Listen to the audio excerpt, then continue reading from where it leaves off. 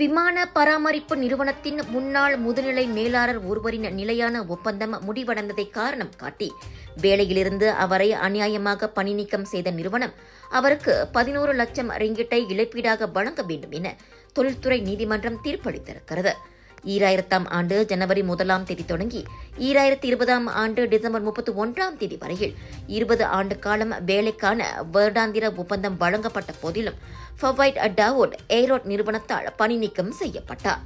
அவர் 1988ஆம் ஆண்டு ஆகஸ்ட் 1ஆம் தேதி தொடங்கி 1300 ரிங்கிட் சம்பளத்தில் அந்நிறுவனத்தின் நிரந்தர பணியாளராக வேலைக்கு சேர்ந்தார். சிறந்த சேவை அடிப்படையில் 1993ஆம் ஆண்டு அவருக்கு துணை நிர்வாகியாக பதவி உயர்வு வழங்கப்பட்டது. இப்படி 32 ஆண்டுகளாக டாவூட் அந்நிறுவனத்திற்காக சிறந்த முறையில் சேவையாற்றியிருந்தார்.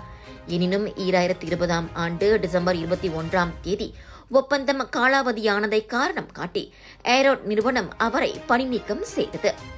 இந்நிலையில் டாவூட்டை பணி நீக்கம் செய்ய அந்நிறுவனம் முன்வைத்துள்ள காரணம் வெறும் சாக்கு போக்கி அதனை சந்தேகத்துக்கு இடமின்றி நிரூபிக்க நிறுவனம் தவறிவிட்டது என நீதிபதி தீர்ப்பளித்திருக்கிறார்.